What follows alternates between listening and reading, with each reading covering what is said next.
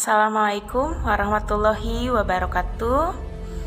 Halo Baraya Handayani, bertemu lagi dengan saya Restu Apriliani, guru Mapel Administrasi Perkantoran di kelas 10 PTKP. Pada kesempatan kali ini kita akan membahas tentang materi dari administrasi perkantoran yang akan dijelaskan melalui video berikut ini. Semoga dapat menyimak dengan seksama. Pada bab sebelumnya kita pernah belajar mengenal administrasi dalam organisasi. Sekarang kita masuk ke bab 2, yaitu menyusun uraian tugas pada kegiatan administrasi. Nah, yang pertama itu ada jabatan pada kegiatan administrasi.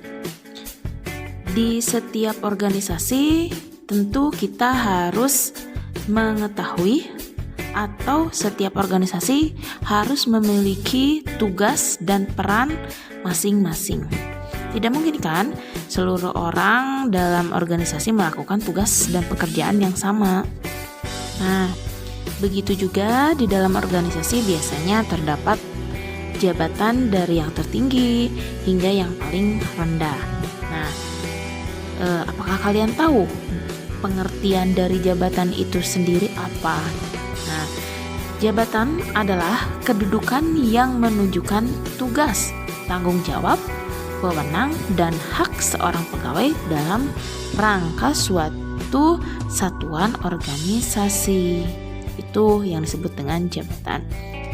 Nah, di dalam jabatan pada kegiatan administrasi ini, yang pertama ada administrator atau sering disebut dengan kepala administrasi. Mungkin kalian juga sering mendengar ya, di sebuah pabrik itu pasti ada kepala administrasinya. Nah, apa sih administrator itu? Yaitu orang yang menentukan tujuan dan kebijakan. Jadi maksudnya orang yang memberikan garis-garis besar yang akan digunakan sebagai pedoman pelaksanaan kegiatan-kegiatan organisasi untuk mencapai tujuan tertentu. Ya, jadi orang yang memberikan kebijakan gitu ya, seorang administrator itu. Lalu lanjut, yang kedua ada manajer atau sering disebut dengan pimpinan pelaksana kerja, yaitu orang-orang yang memimpin penyelenggaraan kerja. Maksudnya orang yang menggerakkan atau menyelenggarakan, mendayagunakan segala sumber daya seperti uang di mesin, alat-alat dan sarana lainnya untuk mencapai tujuan organisasi yang telah ditetapkan. Yang ketiga, itu ada staf atau pembantu ahli.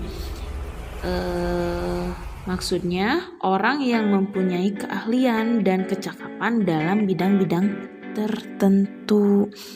Jadi tugas yang memikir atau penasihat atau yang membantu administrator dan manajemen dalam kegiatan untuk mencapai tujuan organisasi yang ditentukan.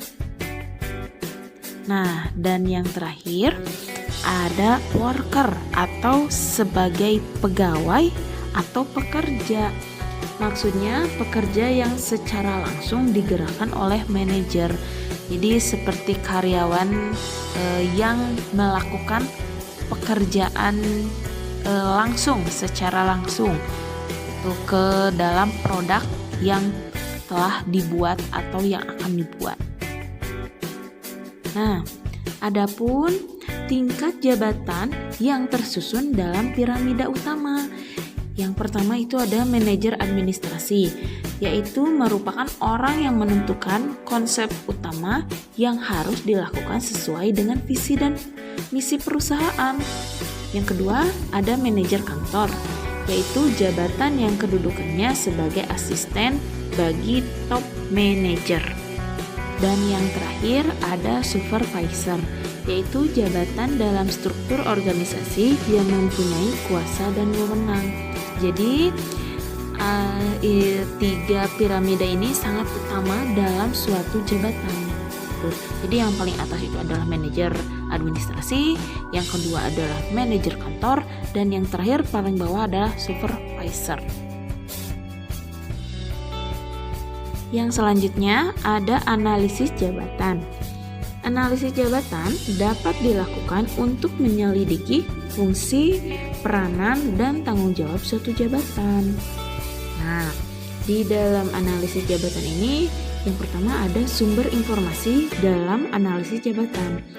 Nah, terus ada cara untuk mengumpulkan informasi dalam analisis jabatan. Yang pertama, kita bisa melakukan pengamatan secara langsung, atau jadi maksud dalam langsung itu langsung ke lapangan, melihat gitu ya. Terus yang kedua, kita dapat melakukan dengan kuesioner. Kuesioner itu memberikan angket seperti pilihan ganda atau memberikan pertanyaan-pertanyaan yang lainnya. Yang terakhir yaitu dengan melakukan wawancara langsung dengan pihak yang bersangkutan. Maksud dengan wawancara itu dengan ngobrol, diskusi. Nah, apa yang akan dilakukan dalam menganalisis jabatan tersebut. Dan yang terakhir ini adalah elemen analisis jabatan. Nah, isinya itu yang pertama ada uraian jabatan atau job description. Merupakan catatan yang disusun secara sistematis tentang tugas dan tanggung jawab suatu jabatan. Jadi merupakan suatu catatan gitu ya, yang dilakukan untuk memberikan tanggung jawab suatu jabatan. Yang kedua, ada spesifikasi jabatan atau sering disebut dengan job specification, yaitu merupakan persyaratan minimal yang harus dipenuhi oleh orang untuk dapat menduduki jabatan tersebut. Jadi ada persyaratan-persyaratan yang harus dilakukan untuk menganalisis jabatan tersebut. Dan yang terakhir ada tahap analisis jabatan, yaitu yang dilakukan melalui pengumpulan penelitian dan penguraian data jabatan. Yaitu isinya yang pertama tentu kita harus mempersiapkan dan perencanaan. Yang kedua, kita harus mengumpulkan data, dan yang terakhir tentunya kita harus mengolah data yang sudah kita persiapkan, rencanakan, dan dikumpulkan data-data tersebut. Sekian pembahasan materi dari pelajaran administrasi perkantoran. Semoga dapat dipahami dengan baik. Terima kasih. Sampai jumpa pada pertemuan selanjutnya.